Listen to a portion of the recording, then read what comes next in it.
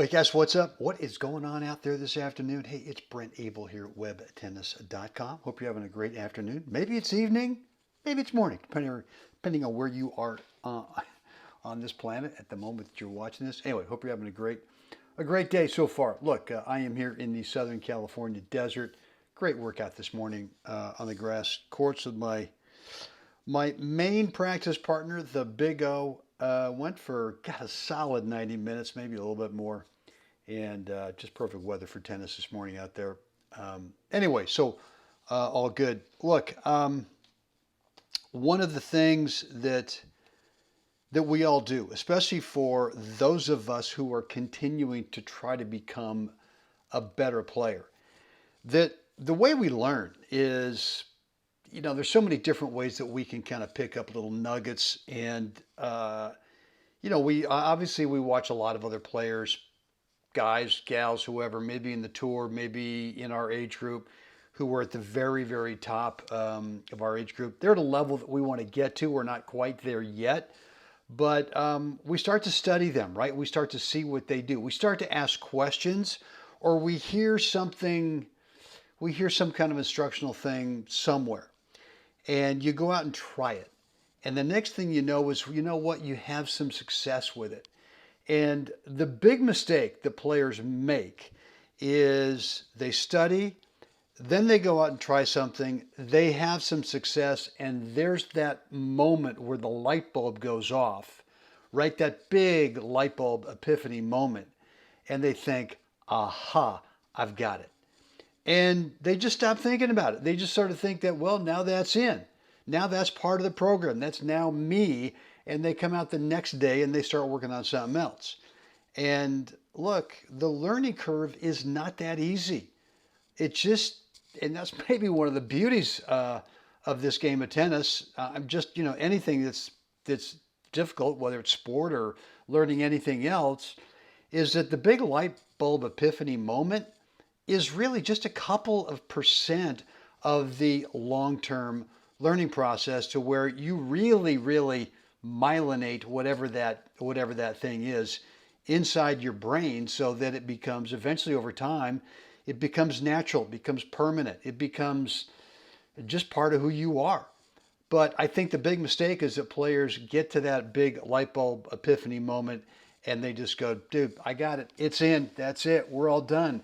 And all I can tell you, I mean, maybe you're different than I am, but for me, when I get that big light bulb epiphany moment, I used to make that mistake. I don't do that anymore.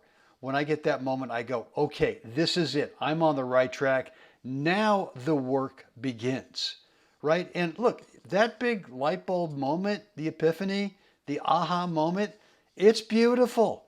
I mean, it's just like, oh my, I have found it, but it's not inside you. It's just not part of the program. You have to consciously manufacture whatever that thing is over and over and over again until I can't tell you how long it takes, right? I mean, it might take weeks, it might take months, it might take years. Who knows? Everyone's different in terms of their learning in terms of their learning skills. But the more attention that you give it, the sooner you're going to get it. So, for me, I've been working on something actually, it's been something that I've been working on forever, but I've been really only focused on that for the last few days. And that's kind of what I do through contact with the ball. How I want to keep my head, what's my alignment at contact, where are my eyes at contact, all that kind of stuff. I call it the look of Fed, what we see Roger do, or what we used to see him do at contact. He never ever picked his eyes up or his head to get visual confirmation of what he'd just done with the shot. He'd always leave his head there. His head would be still, his eyes would be at the contact point. The finish is still, the ball's gone, and he's still locked on that contact point. And so for me, I've just been over exaggerating it, the past few days. I've always thought about it, but there are times when I've got to cherry pick one of the things that I think is a fundamental, and for me, what is a fundamental? And I just dig in. I'll dig in for a month on that one thing just to make sure that I'm continuing to myelinate it. And if you don't know what myelination is, it's it's science. It's something that happens with our bodies.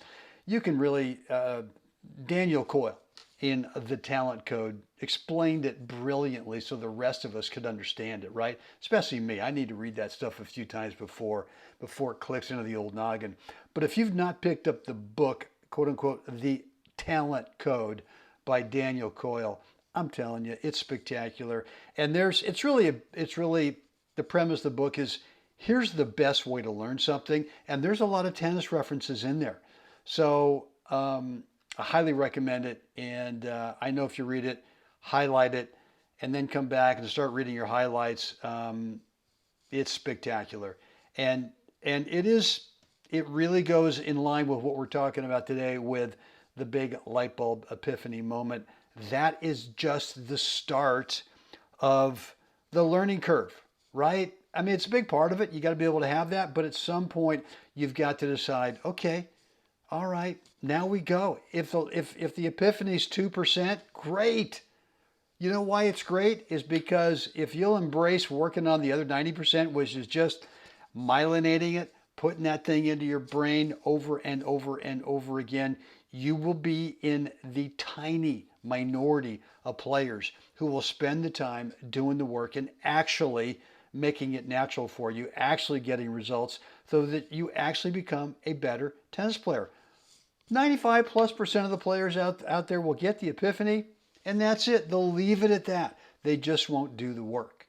So don't you be in that group. I want you to be in that small percentage of players who will actually do the work day in and day out, where you myelinate that thing, that epiphany, and eventually make it a permanent part of who you are as a tennis player. All right, guys, look, hope this has been helpful today.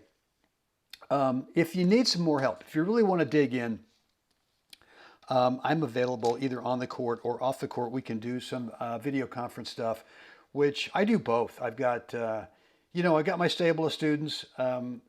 Most of them are actually online. We use StreamYard, and it's a video conferencing platform that I use. Super simple, great. But we can get a lot of work done that way. However, if you are here in Southern California and you want to get together for a few days, I don't really do the once a week 60, 90 minute session. It's really more of a 2, 3, 4 day type of deal. Put those 2 or 3, 4 days together. We go for a couple hours a day, and we work a lot more on what I do with what's the right shot in the mornings, which is shot choice and the next best court position to enhance the shot that you just played.